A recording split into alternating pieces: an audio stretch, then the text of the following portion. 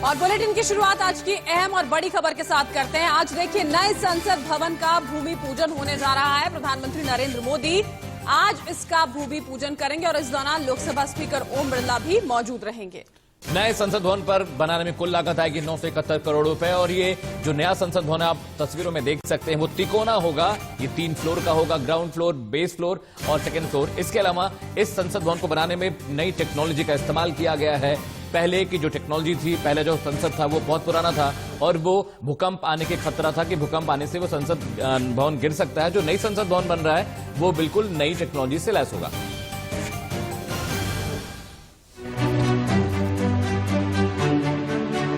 हमारी इमारत भी देश की और विश्व की सबसे बड़ी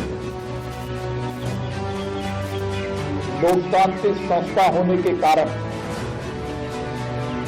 इसको बनाते समय भी यह दृष्टिकोण रखा गया है कि विश्व के जितने भी लोकतांत्रिक देश हैं उनकी संसद भवन से बेहतरीन भवन यह बने। दुनिया के सबसे बड़े लोकतंत्र के मंदिर को बदलने का खाका तैयार कर लिया गया है।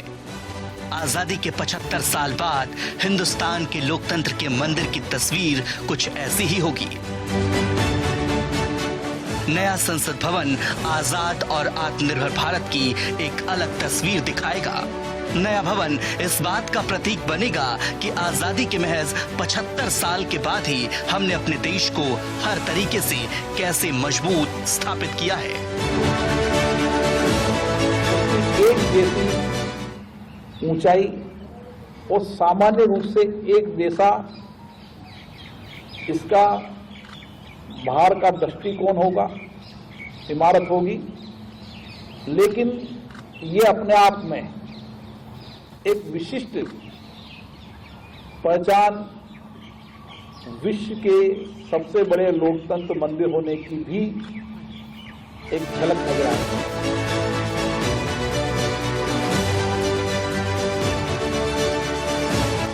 ये ब्लूप्रिंट है भारत के लोकतंत्र के नए मंदिर की। आपके जहन में अब तक गोल आकार की ये इमारत संसद भवन की पहचान थी। ये वही इलाका है जहां से 140 करोड़ की आबादी के लिए नियम और कानून तैयार किए जाते हैं। संसद भवन के पास ही अहम मंत्रालय के भवन, राष्ट्रपति भवन और नॉर्थ ब्लॉक, साउथ ब्लॉक का कार्यालय है, जहां से देशों से जुड़े अहम फैसले लिए जाते हैं। एक बार फिर पुराने भवन और नए भवन के प्रस्तावित इमारत के ब्लूप्रिंट पर नजर डाल लीजिए। मौजूदा संसद भवन जहां गोल आकार का था, वहीं नए बनने वाले भवन को त्रिकोणीय आकार में बनाने का प्रस्ताव रखा गया है, जो 2 मंजिला होगा। नए भवन के निर्माण में तकनीक का पूरा ख्याल रखा गया है। सांसदों के बैठने वाले जगह पर आधुनिक मशीनें लगाई गई हैं, जिससे हमारे सांसदों को काम करने में आसानी होगी। नए भवन में जनता के बैठने और मीडिया कर्मियों के लिए भी अलग से जगह बनाया गया है। नए भवन में दिव्यांगों के आने जाने के लिए अलग रास्ता बनाया गया है। इस भवन के कार्यालय के लिए, लोकसभा के अध्यक्ष और राज्यसभा के सभापति के लिए, सांसदों के लिए, वीआईपीओ के लिए अलग अलग दरवाजे होंगे। तो नई संसद की तस्वीर कुछ ऐसी होगी। आपके टीवी स्क्रीन पर आप देख पा रहे हैं संसद भवन का वो इलाका जहां फिलहाल संसद भवन बना है, जहां फिलहाल संसद की कार्रवाई चलती है। इसी इमारत के पास प्रस्तावित नए संसद भवन का निर्माण होना है। देखिए, बस फर्क ये होगा कि अब नए भवन का आकार बदलेगा। इस इलाके के पास ही राष्ट्रपति का आवास है। साउथ ब्लॉक, नॉर्थ ब्लॉक यहीं पर है। रक्षा मंत्रालय, विदेश मंत्रालय जैसे कई महत्वपूर्ण विभागों का जो कार्यालय है वो यहीं से चलाया जाता है। और देखिए, ये जो पूरा का पूरा निर्माण यहाँ पर किया जाएगा, वक्त इसका बाकायदा तय किया गया है कि 22 तक इसको तैयार किया जाए। 3 किलोमीटर लंबे राजपथ की तस्वीर जो होगी वो कैसी होगी वो देखिए। यहाँ राष्ट्रपति भवन अपनी जगह पर रहेगा। राष्ट्रपति भवन और इंडिया गेट के दोनों तरफ भारत सरकार के जितने भी कार्यालय हैं वो होंगे। एक तरफ संसद भवन और सांसदों का चेंबर और सेंट्रल कॉन्फ्रेंस सेंटर। वहीं दूसरी तरफ पीएम मोदी का आवास बनेगा, जिसके पास ही केंद्रीय सचिवालय भी होगा। इस इलाके में ही कृषि भवन, रेल भवन और शास्त्री भवन बनाए जाएंगे। इस पूरे इलाके के नीचे शटल सर्विस या मोनो रेल चलाने की तैयारी है। ऐसा इसलिए किया जा रहा है ताकि सभी विभाग के मंत्री और अधिकारी एक दूसरे तक आसानी से पहुंच सकें। इससे फायदा यह होगा कि काम भी आसान हो जाएगा और वक्त भी बचेगा। बिल्कुल। और देखिए, जिस संसद भवन में कई अहम फैसले लिए गए, जिस भवन में हमारे सांसदों ने उन नियमों का खाका तैयार किया जिससे दुनिया का सबसे बड़ा लोकतंत्र मजबूत हुआ है, आखिर उस भवन का क्या होगा, सवाल सबके मन में है। तो क्या होगा पुराने संसद भवन का, इस रिपोर्ट के जरिए समझने की कोशिश की।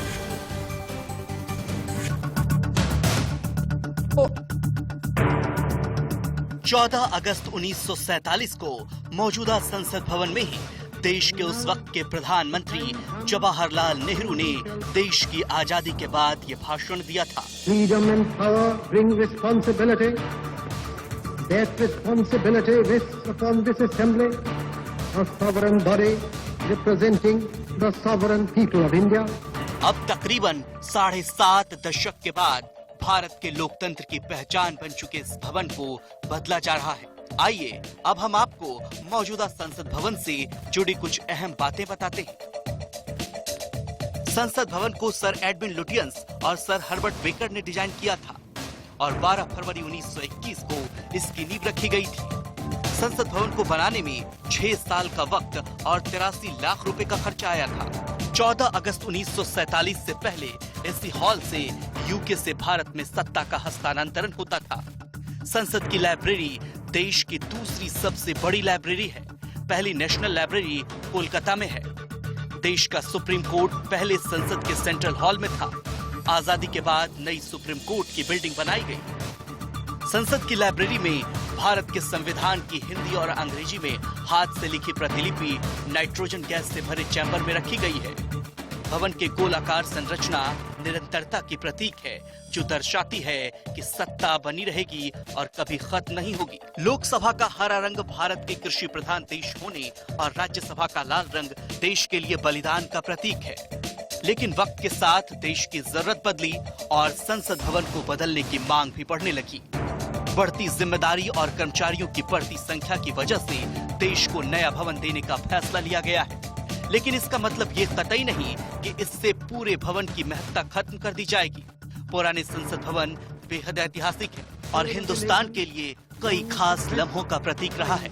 इसी वजह से सरकार ने इस बिल्डिंग के लिए भी प्लान तैयार कर रखा है। पुराना भवन हमारी पुरातत्व संपत्ति है, उसको भी हम रखेंगे। भारत का संविधान वहां बना है, केंद्रीय कक्ष है, वो सारे भवन को हम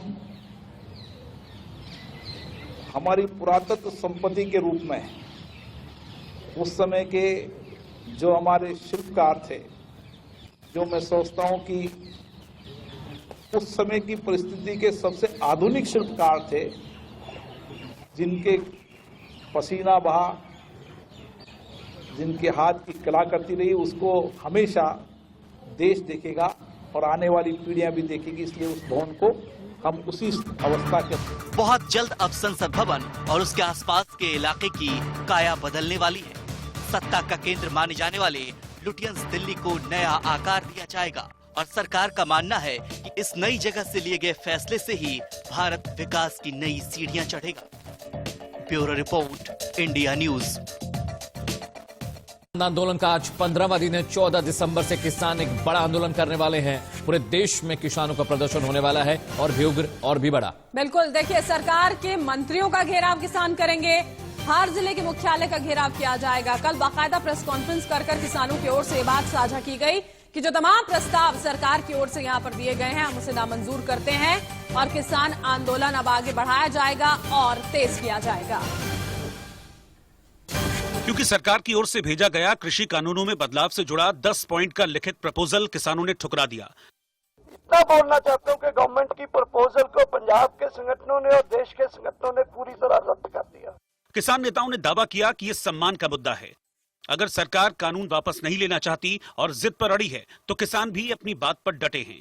कि देखिए, गलती हुई है और गलती हुई है तो हम मिल बांट के आपस में इसका सुधार कर सकते हैं।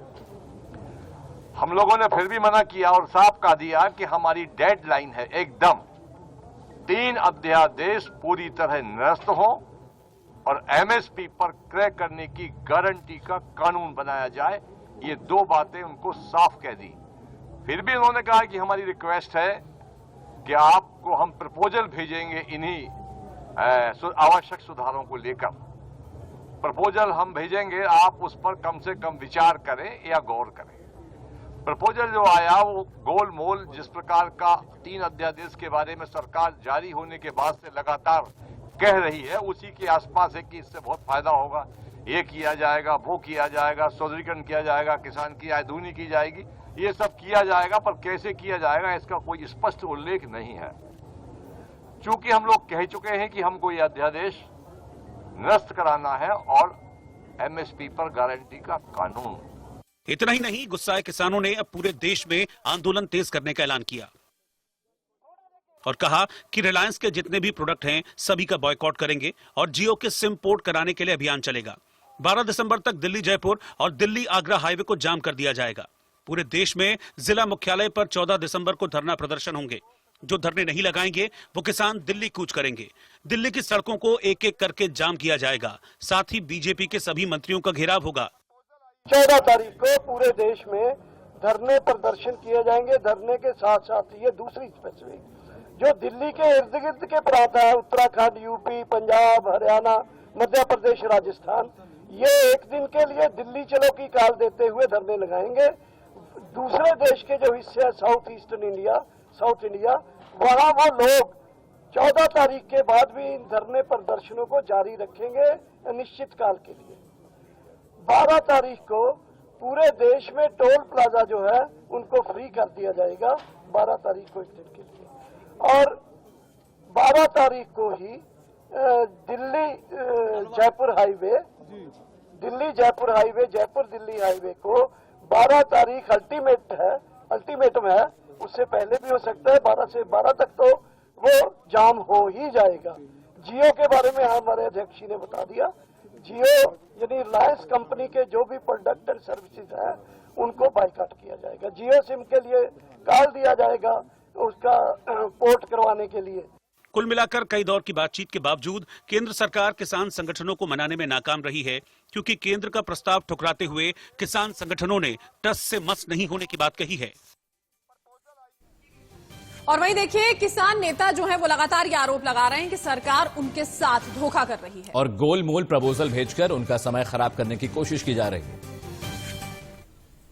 आप लोगों ने पूरा रिजेक्ट कर दिया या फिर आप चाहते हैं? जब रोड़ा रुक्का हो जा या दीवार में क्रैक आ जा, कुर्ता फट जा, तो फिर नया बदलना पड़े, नया निर्माण कर लेंगे। इसको बदल दे प्रस्ताव को, तो ये सरकार को बदल देना चाहिए। ठीक है, पूरा इसको खत्म करके और अगर नया बनाना होगा एक बढ़िया ड्राफ्ट बना देंगे। फिर नहीं लेकिन बनाएंगे। ये आप हमें बात समझाने की कोशिश कीजिए कि अगर पूरा का पूरा रिपील करते हैं तो आपको नहीं लगता कि जो किसान पहले की स्थिति में थे, क्योंकि आप लोग भी कई बार बोल चुके हैं मंडियों में रिफॉर्म्स होना चाहिए, एमएसपी में रिफॉर्म्स होना चाहिए, कई चीजों को आप लोगों ने बार बार वही तो कह रहे हैं हम कि नया बन जाएगा। बहुत सी चीजें हैं जो सुधार करने की जरूरत होगी, सुधार होगा।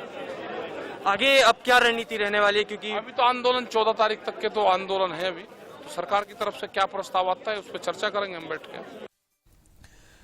और इधर कांग्रेस नेता राहुल गांधी और एनसीपी अध्यक्ष शरद पवार समेत विपक्ष के 5 नेता राष्ट्रपति रामनाथ कोविंद से मिलने पहुंचे और किसान कानूनों को रद्द करने की मांग की है।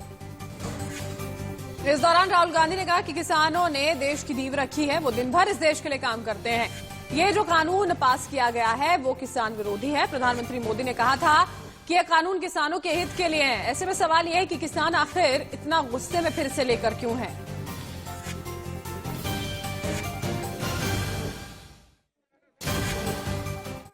किसान है, उसने इस देश की नींव रखी है और वो दिन भर इस देश के लिए काम करता है। ये जो बिल पास किए गए हैं ये किसान विरोधी बिल है। प्रधानमंत्री जी ने कहा था कि ये बिल किसानों के हित के लिए है। सवाल उठता है कि अगर ये बिल किसानों के हित में है तो किसान सड़कों पे क्यों खड़ा है? किसान इतना गुस्सा क्यों है? क्योंकि इन बिलों का लक्ष्य प्रधानमंत्री जी के मित्रों को हिंदुस्तान का जो एग्रीकल्चरल सिस्टम है वो पकड़ाने का है और किसान इस बात को बहुत अच्छी तरह समझ गया है। किसान की शक्ति के सामने कोई नहीं खड़ा हो सकता है और सरकार को गलतफहमी में नहीं होना चाहिए। सरकार को ये नहीं सोचना चाहिए कि किसान हट जाएंगे, डर जाएंगे। किसान, हिंदुस्तान का किसान डरेगा नहीं, हटेगा नहीं जब तक ये बिल रद्द नहीं कर दिया जाए। धन्यवाद। और वहीं किसानों को भेजे गए प्रस्ताव के बारे में सरकार से जब पूछा गया तो सूचना प्रसारण मंत्री प्रकाश जावड़ेकर की ओर से जवाब आया। अंतिम दौर की बातचीत हो रही थी तो ये वर्क इन प्रोग्रेस माना जाता है, इसकी रनिंग कमेंट्री नहीं हो सकती। जब एक अंतिम दौर की एक तरह से अगर बातचीत हो रही है या कोई निगोशिएशन हो रहा है या कुछ हो रहा है तो ये वर्क इन प्रोग्रेस माना जाता है और वर्क इन प्रोग्रेस की रनिंग कमेंट्री नहीं होती है और इसलिए इसमें आज इतना ही बता सकते हैं कि that is work in progress. इधर जेपी नड्डा के कोलकाता पहुंचने पर उनका जोरदार स्वागत किया गया। बीजेपी के राष्ट्रीय अध्यक्ष जेपी नड्डा मिशन बंगाल को लेकर 2 दिन के दौरे पर कोलकाता पहुंचे। कोलकाता एयरपोर्ट पर भारी संख्या में स्वागत करने पहुंचे कार्यकर्ताओं ने ढोल नगाड़ों के साथ उनका भव्य स्वागत किया।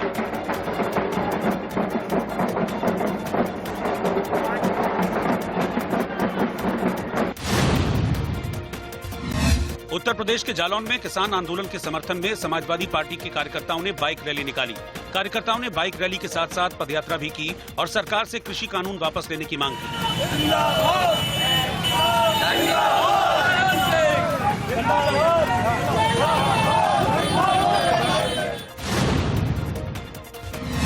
बेंगलुरु में अलग अलग किसान संगठनों ने केंद्र की कृषि कानून के खिलाफ विशाल धरना प्रदर्शन किया। यहां किसानों ने कृषि कानून को किसानों के खिलाफ बताया और जमकर नारेबाजी की।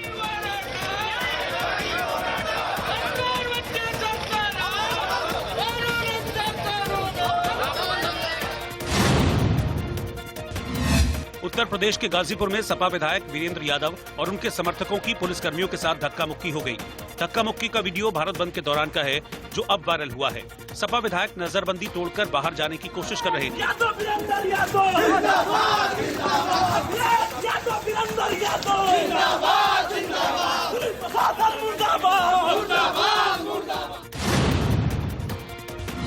किसान आंदोलन की वजह से हो रही चेकिंग के चलते नोएडा के डीएनडी पर कई किलोमीटर लंबा जाम लग गया। डीएनडी पर गाड़ियां रेंगती नजर आईं। इस वजह से लोगों को भारी परेशानी हुई।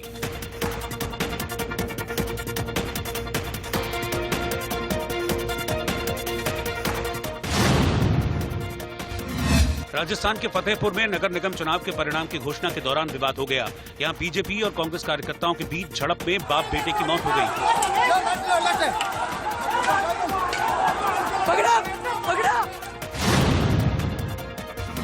पुणे शहर में एक जंगली भैंसा घुस गया और करीब 3 घंटे तक उत्पात मचाता रहा। इस वजह से मौके पर हड़कंप रहा। भैंसे की वजह से कई लोगों को चोटें आईं और कई गाड़ियों समेत सामान को नुकसान पहुंचा।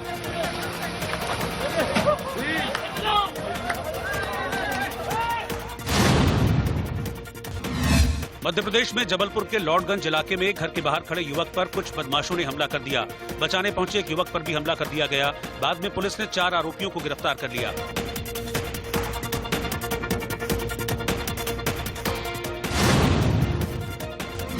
उत्तर प्रदेश में मेरठ के प्रहलाद नगर में एक समारोह में कुछ युवकों का तमंचे पर डांस करने का वीडियो वायरल हो गया है।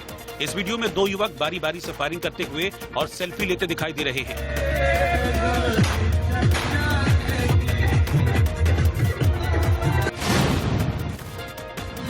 दिल्ली एनसीआर में लगातार भारी प्रदूषण का स्तर बना हुआ है। इस वजह से बुधवार सुबह गाजीपुर इलाके में गहरा घना कोहरा बन गया, जिससे वाहनों की रफ्तार बेहद धीमी हो गई।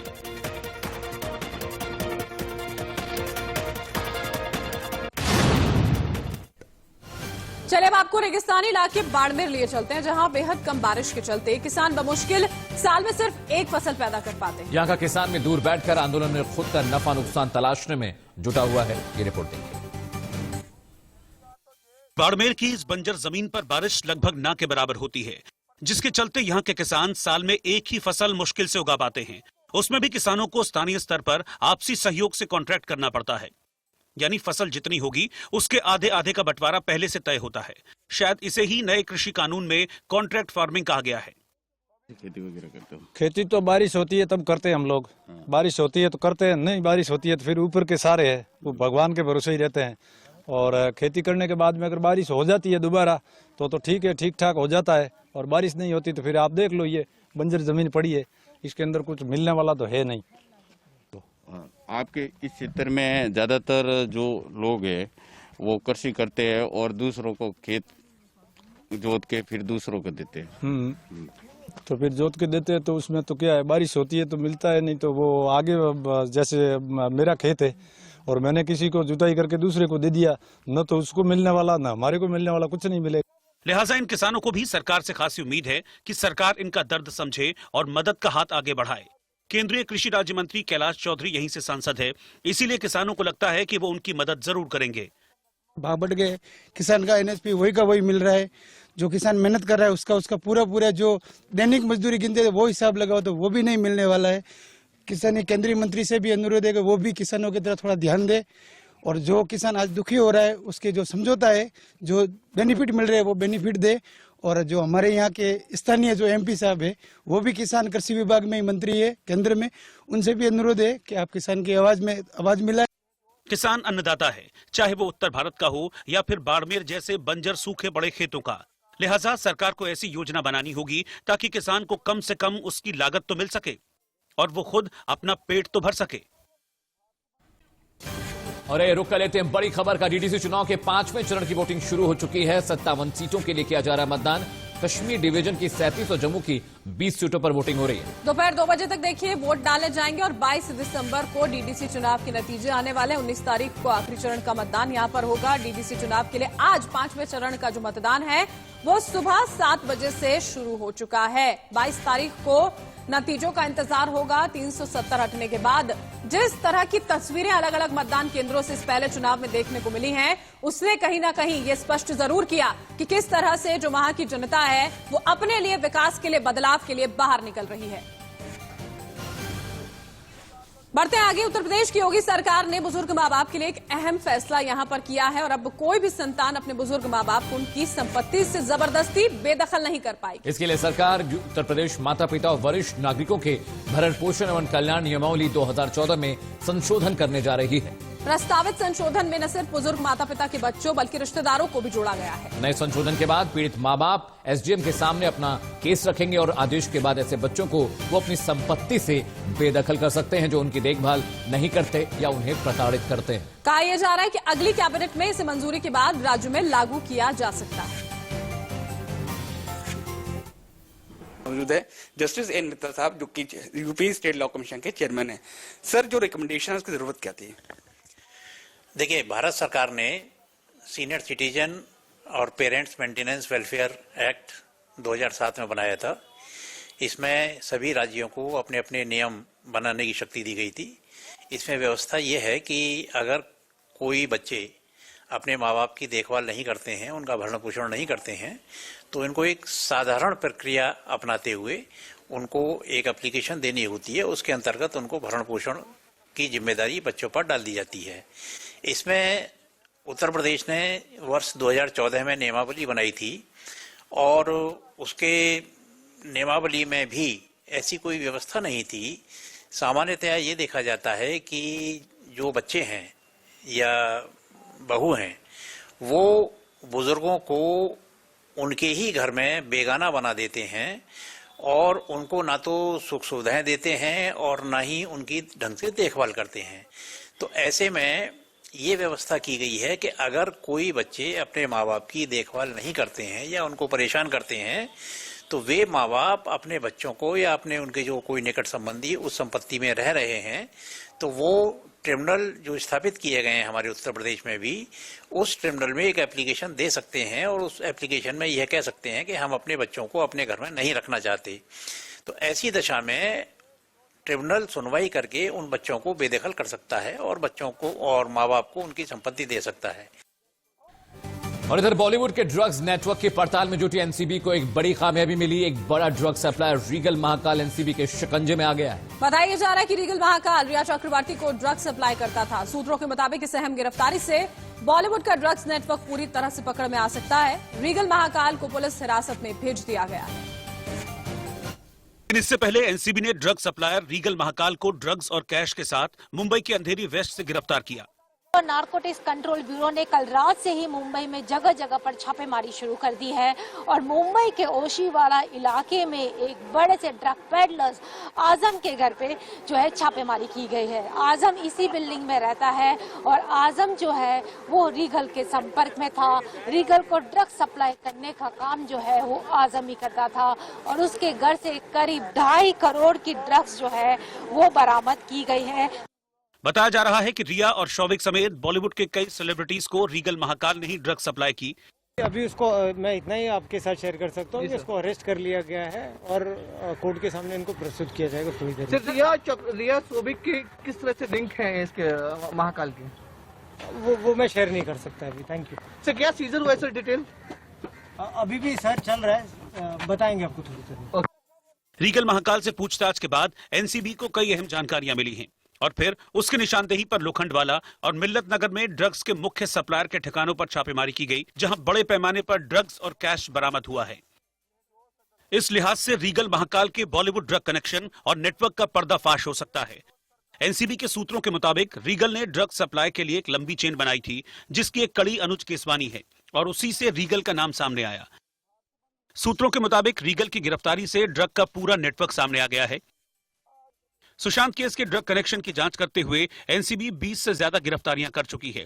रिया और उसके भाई शौविक को भी गिरफ्तार किया गया था, जिन्हें बाद में जमानत मिल गई। माना जा रहा है कि रीगल महाकाल की गिरफ्तारी के बाद कई और चेहरे बेनकाब हो सकते हैं। रीगल को एनसीबी ने कोर्ट में पेश किया, जहां उसे 2 दिन की पुलिस हिरासत में भेज दिया गया है। शिक्षा मंत्रालय की ओर से स्कूल बैग के लिए तय वजन में अब बदलाव कर दिया गया है। ने नई स्कूल बैग नीति के तहत कक्षा 1 से 10वीं तक के छात्रों के स्कूल बैग का भार तय कर दिया है। इसके मुताबिक स्कूल बैग का भार उनके शरीर के वजन के 10% से अधिक नहीं होना चाहिए।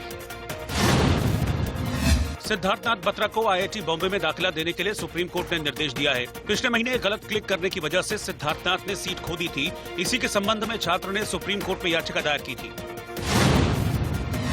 उत्तर प्रदेश में अलीगढ़ के खैर इलाके में एक महिला ने आपस में जुड़े हुए 2 बच्चों को जन्म दिया। दोनों बच्चे अभी स्वस्थ हैं, लेकिन स्वास्थ्य विभाग ने बच्चों को हायर सेंटर रेफर कर दिया है।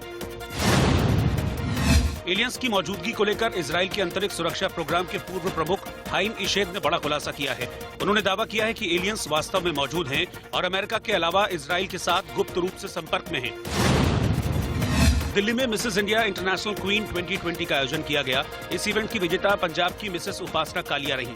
वहीं प्रथम रनर अप यूपी की मिसेस पूजा गंगयान और दिल्ली से मिसेस रजनी झा द्वितीय रनर अप रहीं। मिसेस इंडिया इंटरनेशनल क्वीन के जो विनर्स हैं, they are of course the reigning queens and next year they will be the जजेस and they will be crowning the coming queens. Parthiv Patel ने cricket के सभी format से संन्यास की घोषणा कर दी। 35 साल के विकेटकीपर बल्लेबाज ने ट्वीट कर इस बात की जानकारी दी। इधर राजस्थान के सीकर में पंचायत चुनाव के दौरान बीजेपी और कांग्रेस समर्थक आपस में भिड़ गए। इतना ही नहीं है, कांग्रेस समर्थक की तो पीट कर हत्या तक कर दी गई। इस बवाल में दोनों पक्षों के कई कार्यकर्ता जख्मी हुए। बलौद गांव में पंचायत समिति सदस्य चुनाव के नतीजे आने के बाद मामूली कहासुनी से शुरू हुआ विवाद जंग में बदल गया।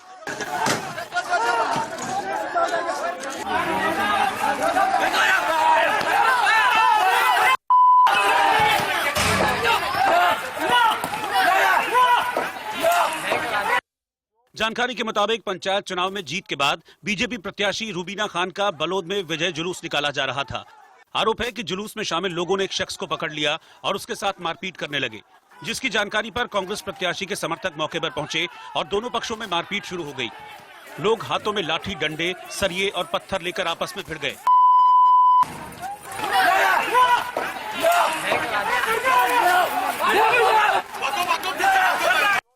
इतना ही नहीं, कुछ लोगों ने वहां खड़ी एक गाड़ी को भी जोर लगाकर पलट दिया और जमकर उत्पात मचाया।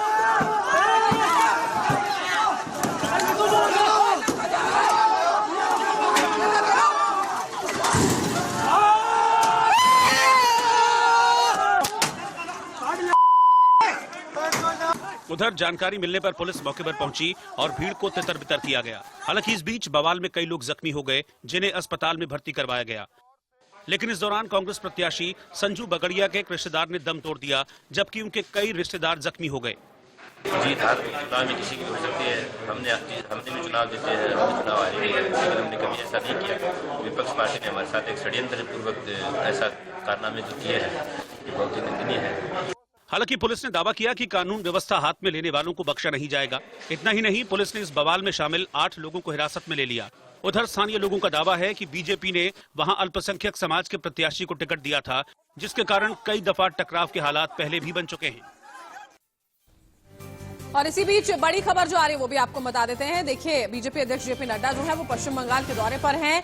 अभिषेक बैनर्जी के गढ़ में वो रैली करने जा रहे हैं। मछुआरा समुदाय के लोग जो वहां मौजूद होंगे उनसे भी करेंगे बात। जी हां, बड़ी खबर आ रही है। रामकृष्ण मिशन में जाकर पूजा पाठ करने के बाद लोगों से मुलाकात करेंगे और बीजेपी ने पश्चिम बंगाल के लिए खास प्लान तैयार किया है। मोदी ने कहा, पीएम मोदी इस बात को कह चुके हैं कि पश्चिम बंगाल में बीजेपी 200 से ज्यादा सीट जीतकर अपनी सरकार बनाने वाली है और इसीलिए जेपी नड्डा को नियुक्त किया गया है पश्चिम बंगाल के चुनावी माहौल को देखने और समझने के लिए। दुनिया के सभी बड़े देशों में कोरोना वैक्सीन बनाई जा रही है, लेकिन दुनिया की निगाहें भारत में बन रही वैक्सीन पर हैं। 64 देशों के राजनयिकों ने हैदराबाद में मौजूद भारत बायोटेक और बायोलॉजिकल ई लिमिटेड का दौरा किया है। भारत में 3 दवा कंपनियों ने कोरोना वैक्सीन के इमरजेंसी इस्तेमाल की अनुमति मांगी है, जिसमें फाइजर के साथ सीरम इंस्टीट्यूट ऑफ इंडिया और भारत बायोटेक शामिल है। भारत बायोटेक के अधिकारियों ने विदेशी राजनयिकों को लाभ दिखाई और कोरोना वैक्सीन के बारे में जानकारी दी। इनमें Australia, Denmark, Iran, Bhutan, Brazil और म्यांमार जैसे देशों के राजनयिक शामिल रहे। भारत पहले घोषणा कर चुका है कि उसकी वैक्सीन के उत्पादन और वितरण की क्षमता का उपयोग महामारी से लड़ने में मानवता की मदद के लिए किया जाएगा। भारत दुनिया का सबसे बड़ा वैक्सीन का उत्पादक है और इस लिहाज से दुनिया भर की नजर भारत के कोरोना वैक्सीन पर है। और देखिए, इन सबके बीच एक बड़ी खबर यह भी है कि ब्रिटेन में फाइजर के कोरोना वैक्सीन पर फिलहाल रोक लगा दी गई है। एक दिन पहले ही 90 साल की एक महिला को फाइजर की वैक्सीन दी गई थी, लेकिन जब दूसरे लोगों की ये वैक्सीन दी गई तो 2 लोगों को इससे एलर्जी की शिकायत मिली है।